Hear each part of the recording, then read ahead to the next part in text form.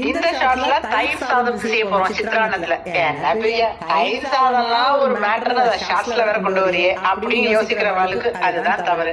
எந்த ஒரு சாதாரண விஷயத்தையும் குடிப்பறிஞ்சு கரெக்டான அளவுகளோட பண்ணா அது தேவாமிர்தமா மாறும் அப்படிங்கிறதுக்கு ரொம்ப முக்கிய உதாரணம் இந்த தயிர் சாதம். வாங்கோ அது எப்படி பண்றதுன்னு உங்களுக்கு சொல்லி தரேன். 3 நபர்களுக்கு இந்த குட்டி ஆழாக்குல ஒரு 100 கிராம் பச்சரிசி இருக்கும். அதை எடுத்து நல்லா கலைஞ்சுக்கலாம். 1க்கு 3 அப்படிங்கிறது தான் அளவு தண்ணி சேர்த்து குக்கர்ல ஒரு 4 விசில் விட்டு எடுத்துக்கலாம். நல்லா குழைய வடிக்கணும். இந்த மாதிரி நல்லா குழைஞ்சு வடிச்சு வந்த சாதத்தை மேலும் நல்லா மசிச்சு விட்டுக்கணும். நல்ல கரண்டியால சாதம் சூடா இருக்கும்போது ஒரே ஒரு குட்டி கியூப் வெண்ணெயை சேர்த்துக்கலாம். அது நல்லா அந்த சூட்லயே உருகி இந்த சாதத்துக்கு மணத்தையும் கொடுக்கும், நல்ல சுவையும் கூட்டி கொடுக்கும்.